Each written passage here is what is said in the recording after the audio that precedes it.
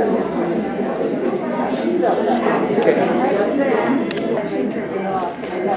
I've been asked to turn off all the lights, which I'm going to do, and hopefully nobody in their walker will stumble over things. That's why I'm concerned. I've been asked to turn that one off. Okay. I'm trying to accommodate wishes. I don't like it all the way dark, but enough people have said they can't. So I don't know what to say. Any questions left over from last time? Of course, I can't see anybody if they got questions. Okay. So last time we closed out talking about who the people were that lived along the Silk Road and talked about a lot of different groups, finishing up with two major dynasties. The Mongol dynasty initiated by Genghis Khan, and then the Timurid dynasty named after Timur, the great leader of Samarkand. Then we went from there, we went from who lived there to begin to look at who the travelers were. And I pointed out that the key group of travelers from a number of perspectives, of course, were merchants. And the term Silk Road, of course, came from merchants trading in silk, carrying silk between one place and the other. But in addition to the merchants, there were a number of different groups of travelers that had a great impact on what was happening on the Silk Road, on the history, the development of the cultures, both at both ends and along the way.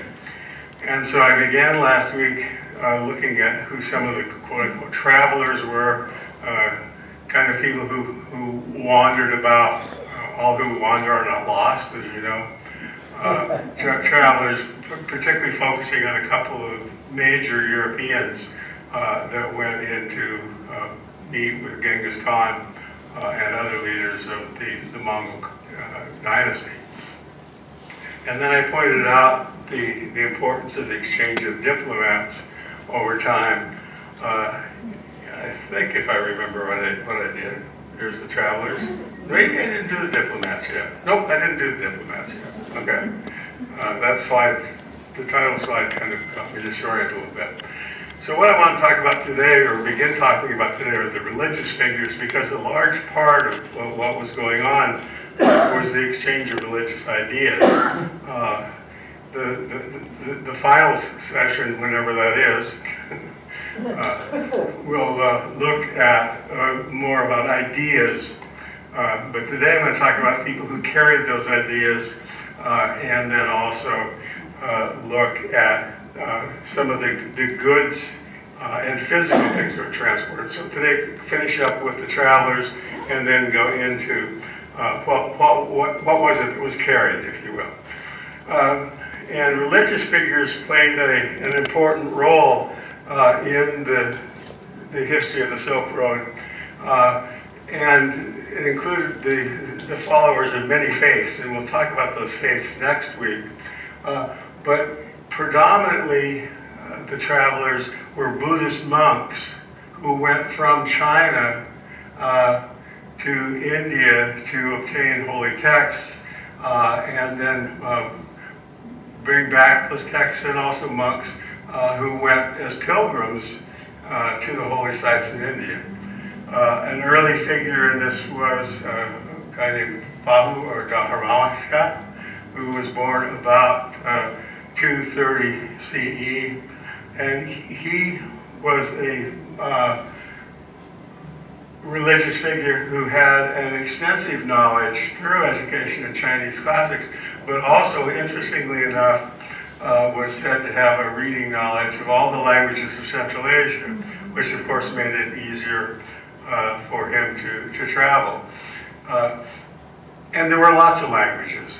Remember we talked about the question of what defines who you are, and I pointed out that there are a number of languages, 3 major language families, and most of the languages in Central Asia were either the Turkic languages that came in from the northeast, or Persian languages which came in from the southwest. Another important pilgrim was Karamajava of India. He was an Indian background from the town of Kucha, which is down along in the Tarim Basin. And he went with his mother to India, returned as a very respected Buddhist leader, and then was taken by a Chinese general back to Xi'an. Remember, this is Xi'an, now the capital of China at the time. And he basically had a translation bureau that had several thousand monks who were translating Buddhist texts in Sanskrit into Chinese.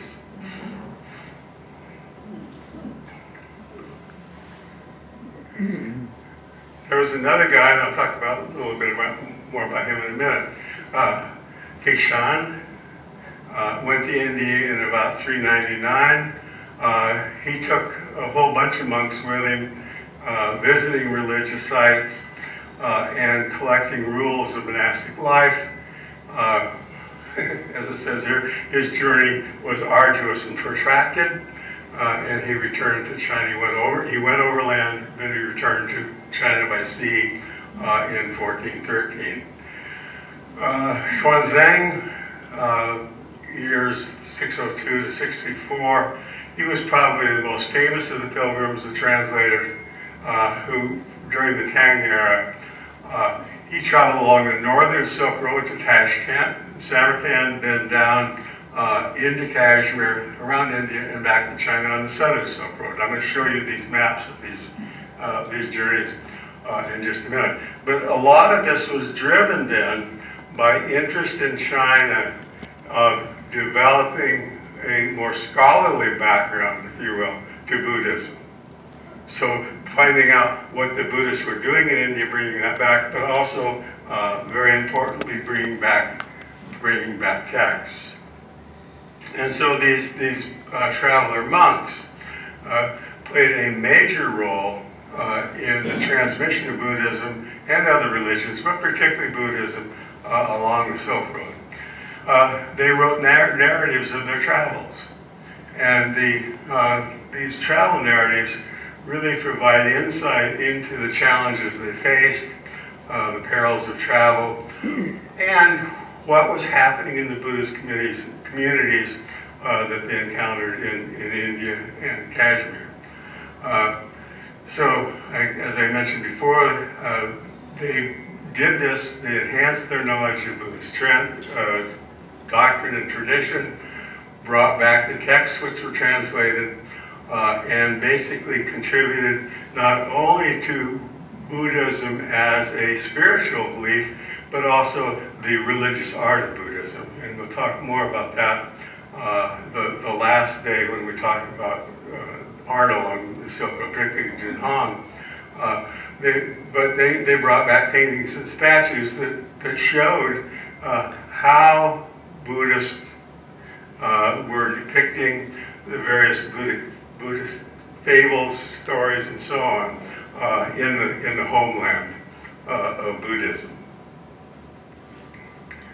So here's a drawing from the time of a Buddhist monk with a backpack returning to China with a backpack full of scrolls.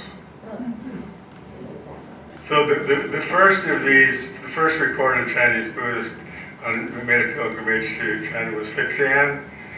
He left Xi'an in 399 and basically left to seek enlightenment. He traveled from Dunhuang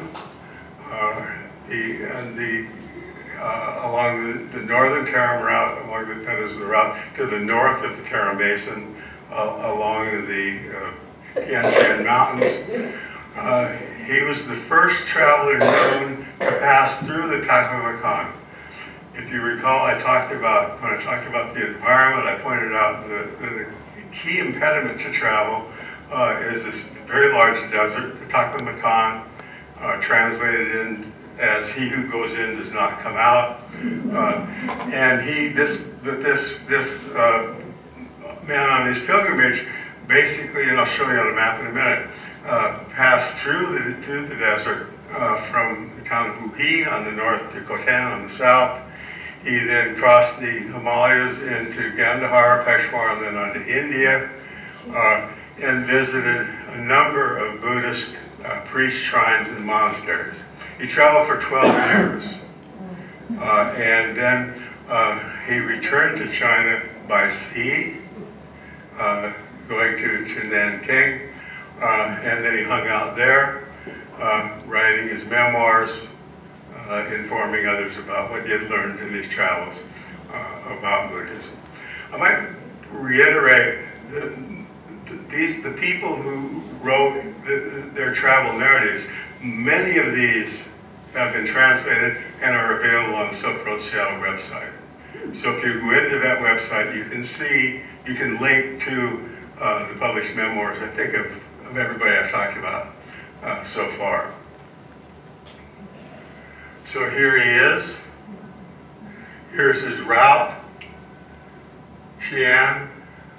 Here's the Taklamakan. So here's Dunhuang up to here, then down to here, through the Pamirs, down through the Himalayas, down, and then back by sea. 12 years. So it's spent a lot of time, yeah. Made a lot of friends. This is the most famous guy, and we'll come back to him when we talk about the caves at Dunhuang.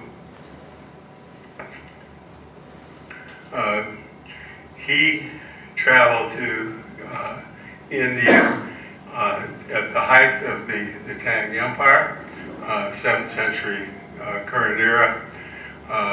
He was a Buddhist missionary. He traveled from China to India, and he brought back a lot of documents, lots of documents. And then he and other missionaries were very important in the translation of these documents from foreign languages, such as Sanskrit, but other languages as well, into Chinese. The way he went is he traveled with a caravan along the northern Silk Road through Turpan, and then on into Central Asia and Samarkand, and then down from Samarkand into Bactria, Balkh, through the Hindu Kush Mountains and into India. He traveled, again, visiting lots of shrines. This is all part of a process of enlightenment and increasing knowledge to be able to carry back to China. He visited the carved Buddhas at Bimyang, the ones that were blown up by the Taliban a few years ago, collected hundreds of records and manuscripts and hauled those back with him. Now, clearly he had some people helping him. He didn't carry them all. He returned to Xi'an via the Pamir Mountains, Kashgar, and Dunhuang. And then stories differ whether he spent the rest of his life in Dunhuang or Xi'an. He went to Xi'an and maybe went back to Dunhuang, and he wrote an extensive report of his travels, and then translated many of the sutras, these Buddhist texts that he collected, again, from Sanskrit into Chinese. This is a statue of him, and this is in Xi'an. Here's another depiction of him, or a monk carrying scrolls. And his pathway basically outbound this way. Down here, wandered all over India, Kashmir, back to here. This is not terribly clear. But here's Samarkand, here's Balkh, here's Binyan. So then this way back, up along into the lower Tarim Basin, and then back to Xi'an. That's a long way, but it also took a long time to do it. But he did it all overland. He did not return by sea like others did. Okay, so monks, diplomats. And some people have pointed out that probably the diplomats were some of the most important, if not unique people in terms of Silk Road travel. Is that when I talked about the merchants, I pointed out that they traded off, so that the merchants didn't go all the way. They traded off to intermediate groups. Diplomats, however, apparently a lot of them, since they had to start at one place and go someplace else, they went all the way.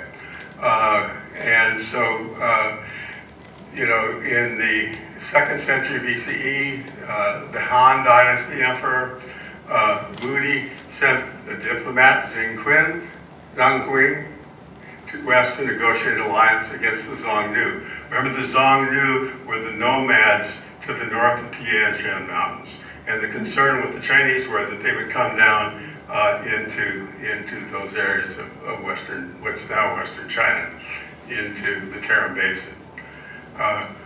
At the height of the Silk Road, all the major powers exchanged emissaries. So China was sending envoys to Samarkand, and the Sogdians. Remember, the Sogdians were the key traders in the area what's now Uzbekistan. Sogdians sent their emissaries back to Shan, and I pointed out when we talked about Shan the importance of foreign residents in the city of Shan. The Afrasiab murals, remember Afrasiab was the community, the town that preceded historic Samarkand, and there are murals there that show envoys laden with products from their homelands to Shan. As I pointed out a minute ago from the beginning, the people who traveled the longest distance on the Silk Road were diplomats. Looking a little bit later, the Parthians. Remember, the Parthians were the Hellenistic peoples in what is now Persia and into Turkmenistan. They sent diplomats to Shan. Between the 5th and the 7th centuries CE, the Sasanian dynasty in Persia sent at least 9 missions to the Chinese court and received 3 in return. So we got diplomats going back and forth, trying to basically establish political relationships at both ends, both to ensure the safety of trade, but also to try to find people who will be their I'm searching for the word, who will cooperate with them against somebody else. Mm-hmm. Remember I talked about the Arabic concept, I against my brother and I against our cousin, my cousin and my brother and I against everybody else. So they're trying to develop allegiances, if you will. The Tang Chinese, remember that's in the 5th, 6th century CE, send missions to the Sogdian court at Samarkand. Remember, the Sogdians, major players in the Silk Road marketing, transport. The Sogdians had sought protection from the Chinese to ward off their northern neighbors. That is, to ward off these nomadic peoples of the steppes, the Xiongnu. Remember the first day I talked about the differences between the steppe nomads and the settled people. So basically they're concerned throughout basically the history of Central Asia and Western China. They're concerned about these people coming down out of the steppes, and the Mongol invasion in the 1200s clearly illustrates that in more recent historic time. But that they were successful, but a lot of the steppe people, when they came down, were repelled. And diplomatic missions were customarily marked by exchanges of gifts. So we'd have a caravan that would be carrying diplomatic representatives along with presents. and presents are often going from China in the form of silk. And women, as we'll see in a minute. This is Zhang Wing. This is a picture of him at the time, and this is him on his pilgrimage to the Western lands. He was a great traveler. He traveled into Central Asia about 138 BCE. He was a general and an envoy. I talked about him before as a traveler, but he really was instrumental in the early opening of the Silk Road. He had been sent by the Han Emperor Wu Di to recruit people to form an alliance against the Xingnu. Again, building up this alliance, developing partnerships to deal with the nomadic people to the north. He led a large caravan along the north rim of the Tarim Basin, through the Pamir Mountains, into the Fergana Valley, which is the home of the heavenly horses. Remember, I think I talked about the heavenly horses, the blood-sweating horses that were prized by the Chinese as well as everybody else who ever saw them. Then from there, he traveled west into Sogdiana. Sogdiana, remember, that's the area around Samarkand, down into Bactria, and then he went back to China along the southern rim of the Tarim Basin. So here he's going here, up here, around here, down here, and back here. So again, a big loop as an envoy. And in this process, basically, here's the Fergana Valley over here. He's basically trying to recruit, this is Sogdiana, he's trying to recruit these people to resist the Xiongnu, which are extending over in here. This is a picture from the time. This is showing foreign diplomats. You can tell with their different headdresses and so on. These are foreign envoys to the Tang court in Xi'an. This is at Aphasiad, that is the forerunner to Samarkand, and incredible murals there. This shows a group of delegates, the Chinese being characterized by the long pigtails. Okay, this is where we left off, I think. This is interesting. This is from Tang Dynasty times. This is a scroll that basically is showing foreign envoys to China in Xi'an. And it doesn't show up particularly well, but they did have different costumes, they have different hairstyles, some of them have beards and others don't, just showing the diversity of representatives to Xi'an. So diplomats, next important group were the armies.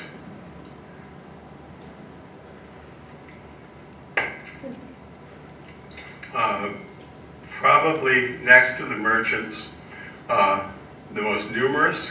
We're talking about armies of 25, 30,000 people running back and forth. Basically, a number of these people, armies, believed in the scorched earth policy. They destroyed the cities, they murdered people, pillaged and collect hordes of booty. So during the war, they basically ruined the economy. But interestingly, an economist has pointed out that during the times of peace, the the garrisoning of troops along the border areas really were important for the economy because money was flowing in, particularly if we're thinking about this in terms of the Tarim Basin, money's flowing in from Xi'an to support these garrison troops. So it's interesting that basically, the presence of the army stimulated the economy. Not when they were fighting, but when they were hanging out along the borders in times of peace. Here's an example of an army. This is the Persian army, horseback, mounted, full armor. Another army, these are the Mongols. And I want to point out a couple of things that's interesting about these that I talked about before when I talked about the importance of the steppe nomads. The composite bow, and the fact they have stirrups, and that allowed them to pivot in the saddle and shoot behind them. And that was a distinct advantage that the Mongols had. So these composite bows had a great deal of force behind the arrow, the projectile, and they were able, with the use of the stirrups, to pivot around what was I talked about before as the Parthian shot. Well, you got armies, you got refugees, and refugees were important travelers on the Silk Road. Migrants came from Kandahar, that's a region in North India that I've referred to a number of times before, Afghanistan, Pakistan, North India, into what were called the Western regions, which is what's now Xinjiang, and they settled in Naya, which is one of the towns that no longer exists along the southern rim of the Tarim Basin. So wherever armies went, there were refugees, people trying to get away from the soldiers, and afterwards, many people were involuntarily relocated. They were sent someplace else. For example, the last Sasanian king of Persia fled to China with a large retinue to get away from the Arabs, the Muslim Arabs. The Arabs were coming from what is now Saudi Arabia, moving in through Persia and pushing ahead of them the refugees from the Persian aristocracy, elite, as well as soldiers. There were captive refugees. So we've got refugees who are basically fleeing. Then we've got refugees who were captured and taken back or taken someplace. Musicians and dancers, talented people, musicians and dancers. When we talked about Samarkand, when I talked about Tamerlane last week, Tamerlane basically erected what is now Samarkand using architects, irrigation experts, tile makers, gold and silversmiths and artists. They were the ones that built what we call the Tamurid buildings of Samarkand. Genghis Khan took whole towns of weavers with him back to northern China to make silks. And then technical innovations often traveled with these artisans. We're going to talk about that a little bit later. This is an example, an old Chinese figure of a weaver, an artisan who had been transported from her home into Tanglin. This is in case you don't read Sogdian, you couldn't read it even if you did read Sogdian, it's a little small. But this is basically a contract for a slave girl following one of the raids. So a captive refugee. Musicians, there's Tang Camel, a group of musicians here. There's my dancer. Yeah. I don't know what you call that dance step, but the entertainers, dancers, and so on were popular with the courts, and so they would be transported back. Interesting for developing ties is not only sending diplomats, but is that me?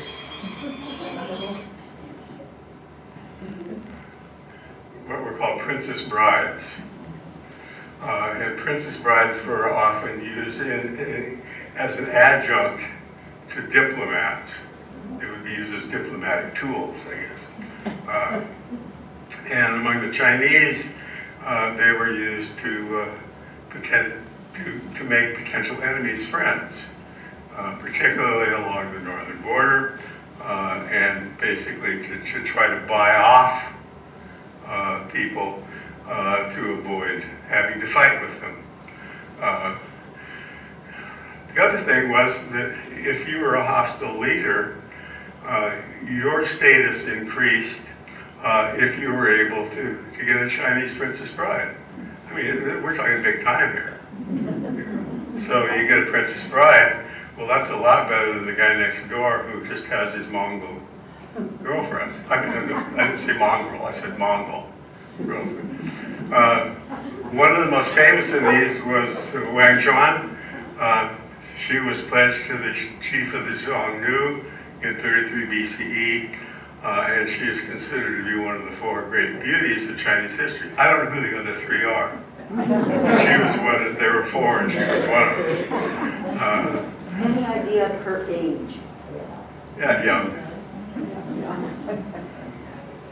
I don't know. I mean, you could probably find it out. I don't know. The question was how old was she? Probably in the mile. There she is on her way to the Xiongnu.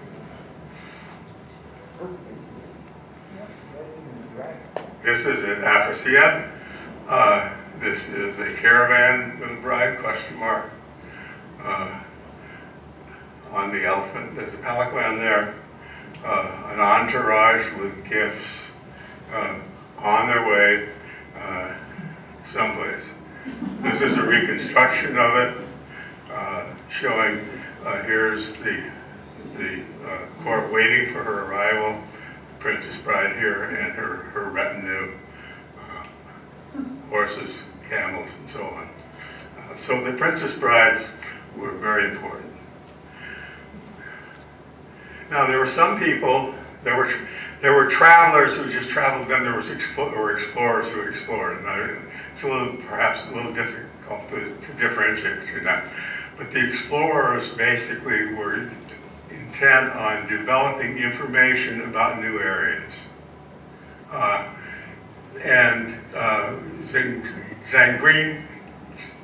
Zhang Qin, the Han general of the 2nd century CE, that I talked about earlier, he traveled west and he wrote a report on the western regions, which opened up a whole new area of Chinese expansion trade. So he could be considered as a diplomat, he could also be considered as an explorer. And again, his accounts are available on the Seattle Silk Road website. In the late 19th and early 20th century, modern explorers, both military and archaeological, rekindled interest in the Silk Road. So a lot of the interest that we see in the Silk Road today came out of the work of these explorers, and two key players of that were Sven Hedlund and Mark Arl Stein. This is Sven Hedlund. He was a very famous explorer. This is him with some of his troops. And he did a lot of exploration in the Taklamakan and has written up a number of his adventures. There were several times that he got out and some of his men didn't. It was a very, very hostile environment. He was a Swede. He was very driven and quite flamboyant. And started out, he was living in India, started out surveying and map making, but then started collecting antiquities. He was not an archaeologist. He picked things up as opposed to doing excavation. The next guy we're talking about really did a lot of archaeological work. And he made multiple expeditions, as I said, into the Taklamakan, discovered several very important sites, Lowell being one of them, Nia, and these were later studied by archaeologists such as Mark Harl Stein. And Stein I'm going to talk about next, because he's probably the most famous of the Silk Road explorers.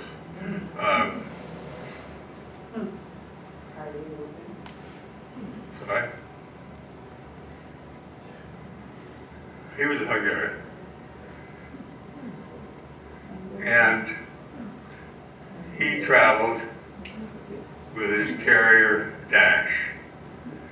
And we had Dash 1, Dash 2, Dash 3, Dash 4. But he always traveled with a carrier. And so all the pictures you'll see of him, he has a carrier. And then these are people who were with him on one of his expeditions. He was a geographer and an explorer and an archaeologist. He was born in 1862, went to India in 1887, traveled to Central Asia in 1900, and worked in the areas around Khotan. The two key sites I mentioned before, Nia and Lowell. Those are ones I showed you pictures of. There were sticks in the desert. But he's best known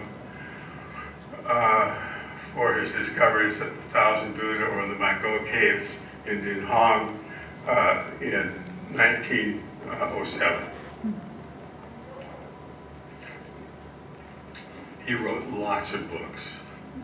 He also wrote lots of reports on his travel and his excavations. His bibliography is really extensive, numbers in the hundreds.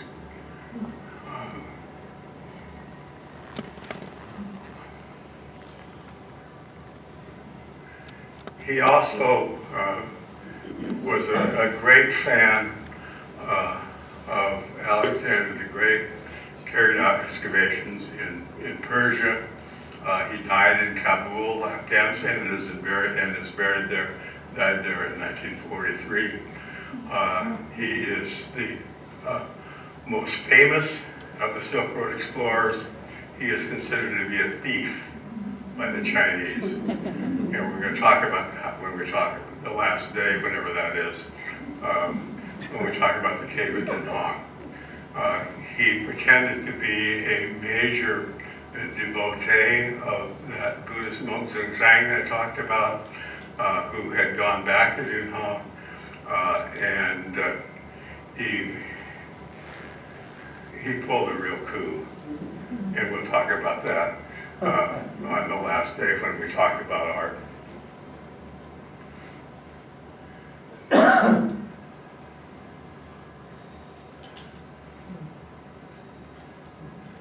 So this,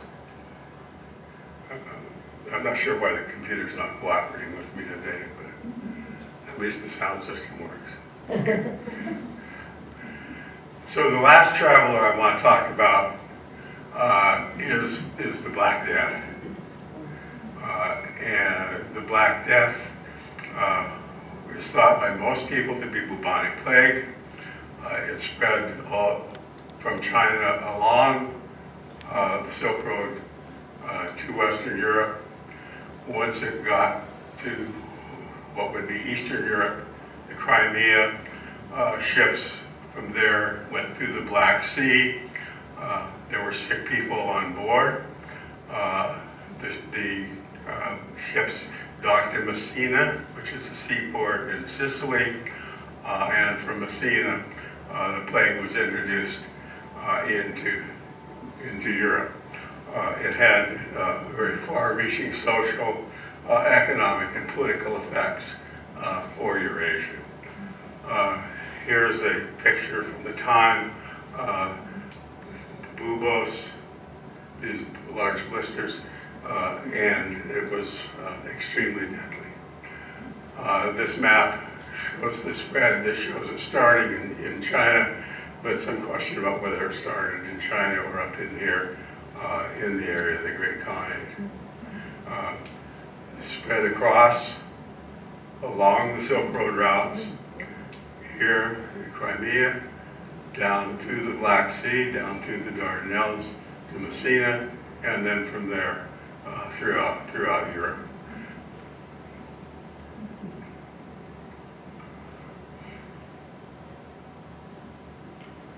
the caravanserais served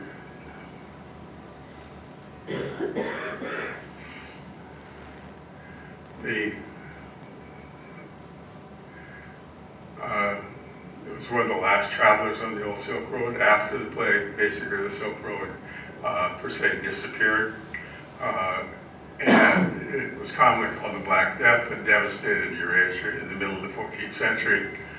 Began somewhere in Mongolia about 1320. Dramatically decreased the size of the populations, probably contributed to the end of the Yuan dynasty. It is caused by a bacterium, Yersinia pestis. It's carried by fleas, and the fleas are carried by rats. And it spread westward along the Silk Road with armies and traders, and then, as I said, got carried across the Black Sea and into Europe. The caravanserais served as a focal point, people coming together, exchanging their animal friends, if you will. So in these caravanserais, there would be concentrations of flea-bearing peoples and animals. It's estimated that the major Central Asian cities lost somewhere between 40 and 75% of the populations. It rapidly spread through the Mediterranean and Europe, and as much as 1/3 of the population died by the late 1340s. So it was extremely devastating once it particularly got into Europe. Kind of an interesting take on this is from a recent book by Peter Frankopan, who says basically, it's interesting how to look at the economic impact of the Black Death, focusing on Europe. So he said basically depopulation increased the value of labor. And if you got decreased population, you got less workers, wages go up, and rents go down. And then he says, what this basically did was all of a sudden you've got a smaller workforce making more money. This is a consumer base. And so it contributed to, he says, it stimulated demand for luxury goods and fashion, contributed to the rapid growth of the European textile industry, because people were a little wary, given the fact that these rats and fleas were coming from Central Asia, really had a major economic impact on the Silk Road. And that basically changed the balance of trade in Europe from import to export. And so rather than textiles and silks coming into Western Europe, Frankopan says that in fact European textiles went out, and that increased the economic base and contributed then to the demise of the Silk Road. That puts, I think, perhaps an overemphasis on the importance of silk. And I've talked about that before, that the real question is how significant silk was for all the economic issues. But this is, I think, an interesting approach. Well, I think I'm just going to stop there. I think that's a sign from whoever it is up there. That's a good time to stop, and I'll take questions. Yes, is there? Yeah. I'll repeat the question. Okay. Now, what I'm curious about is the geography. Now, the Silk Road is where it is because it was one way to get over north of the Himalayas and away from the steppe people. But was the Great Wall of China built more in eastern China to keep the steppe people out? The question was, why was the Silk Road where it was, and how does it relate to the Great Wall? The Great Wall is basically ends north of Dunhuang. To the east of Dunhuang is what's called the Jade Gate, which is basically marks kind of the end of what we think of China. So the Great Wall was to the east of that, and basically was to keep the steppe people, the Xiongnu, out of what was China, Yeah. if you will. And effectively, the Talikamon Desert and mountains kept them out of. So, yeah, the question is what the Taklamakan Desert and the mountains did. If you think about it geographically, you can go north through what is now Mongolia, but the problems with that is that the part of the year that you can travel is very limited because you've got snow on the steppes. So if you think about what are the possible geographic constraints on travel from east to west or west to east, it's the desert and the mountains, and so that the main roads were around the edges of the desert and then through mountain passes. Yeah, and yeah. Sure. Why were the Chinese so interested in Buddhism? I don't have a clue. I mean, it was better than Confucianism, I guess. I mean, I think it's really complicated. I don't know that much about Buddhism, but there is a process of being. Is anybody in here Buddhist or no? Okay. There's a process of betterment. You do good things and you move up through reincarnation, and I think that probably appealed to them as a way of, as a philosophy of life. Next time, well, maybe not next time. We'll see where we go.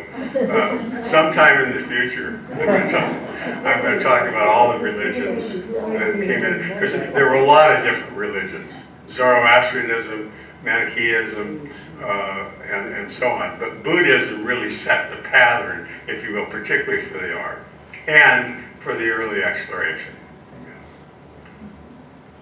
Yeah, Lester. You mentioned that the Europeans thought that the plague was, they thought they knew how the plague was transmitted. How did they know that? How did they know how they were the question is, how was the Black Plague transmitted? Yeah. They didn't know then. But you said that they considered that it was, at one point you said that they considered it was transmitted via rats and so on from Well, that's, the question is, that's what we know now. At the time, all they knew was that it followed the Silk Road. The trade routes, sorry. They did not know the vectors are involved. That's a new phenomenon. That's within the last probably 100, 150 years. Yeah, Paul. Is the bubonic plague indigenous to the Mongol area? Good point. Is the indigenous plague, is the bubonic plague indigenous to the Mongol area? The answer is yes. And probably the host animal is the gerbil. That's probably where it started. So that the plague, in fact, it's indigenous to parts of the Southwest now. There are some rodents in the Southwest that carry plague. That's the Hantavirus. Huh? It's the Hantavirus. No, the hantavirus is entirely separate. Okay. This is the plague. Hantavirus is a virus excreted in the urine of mice. This is a bacteria that's carried by fleas on the backs of the rats, and the rats are part of the life cycle. Susan? So is there treatment for it now? Is there treatment for it now? Yes. But I think people still die from it. But it's treatable. It's a bacterial disease, which means that you can treat it with antibiotics. Yeah, They sure. say in the Southwest it was believed to have been brought there by the Spaniards when they came to Mexico. Along with other gifts. Jerry's point was the plague was thought to have been brought to New Mexico by Spaniards. Probably right, Yeah. along with other gifts, as you know, smallpox and measles and things like that. Yeah, Roger. I think two things to keep in mind. It's always been speculated that in Mongolia the population had over years and years developed an immunity to this particular bacteria. And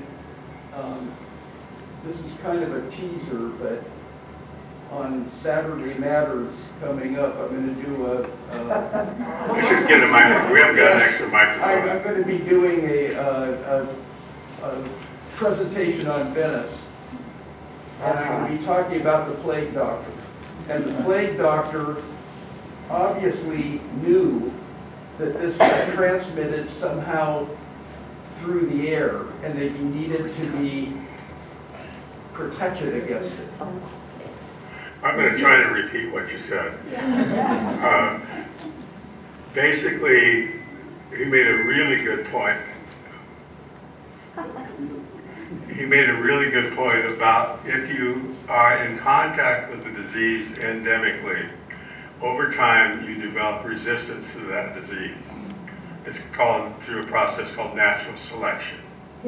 And you find people who are resistant to plague survive, and people who are not resistant to plague don't survive. So what basically happened was, as the disease moved out of a place where it was endemic, that is present all the time, the populations there had been exposed to it, they had a history, they had over time developed genetic resistance to it.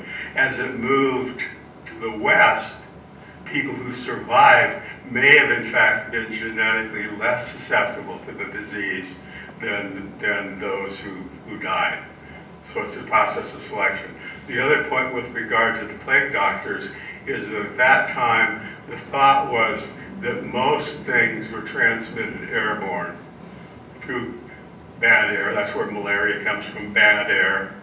And so that the concept of protecting yourself from something in the air is basic to that whole concept in medicine, that things were called by bad air or miasmas. Well, I look forward to your comments on the black plague. When are we going to hear that again? Next Saturday. Saturday matters. We're going to go to Venice, and we're going to see the plague doctor, and you're going to bring your mask, right? I'll bring it down, yeah. I'm going to anticipate. But plague played an important role, and part of that had to do with the development of quarantine and concepts like that, but isolation. But your point about the populations who live someplace where a disease is present develop genetic resistance to it, or are less susceptible to the disease for some reason. There's some good, yes, Susan. I don't know whether this is appropriate for this group or whether you should mention it on your Wednesday thing about big history. But why don't you tell them about Compound Earth? Does anybody know what I'm talking about? No. No. Okay. Okay. This British program that's on Netflix. It's called Kunk. That's Oh, K- yeah, we started watching it, And it's it's very a- funny. rather tongue-in-cheek history of the world. It's fun. Oh, you even enjoy Well, it? I didn't laugh as much as he did because he has a way lower level sense of humor. I'm somewhere about between third Third and eighth grade, grade. I think, Yeah. well. But anyway, it's some of it's really funny, but it really follows in a fairly short amount of time the history of the world. It's good. Kunk on Earth. Thank you. Any other frivolities? Yeah, yeah. Well, not too frivolous, but this idea of many people dying. Foresters have long thinned the forest, and they put all the energy and growth on the remaining trees. And so, by some experts, the Black Plague kicked off the Renaissance. I don't know the exact timing, but this idea of stimulating the economy, higher wages, and so on. You want to talk about that, Roger? Roger's my expert on the The Renaissance. Black Death was 1348. Right, 200 years before. My own feeling is that the Renaissance is maybe 100 years later. Okay. So if you didn't hear that, the Renaissance is probably 100 years later after the Black Plague. Anything else? Karen, did you have a hand? Oh, no. Yes, Donna. I think that's Donna. Yes, it's Donna. No glasses. Early explorers all over the continent were looking for plants as forms of medicine and food. And I was wondering if we've gotten any specific plants from China that made its way to Europe through the Silk Road. And I was thinking of some of the bulbs and fragrance plants.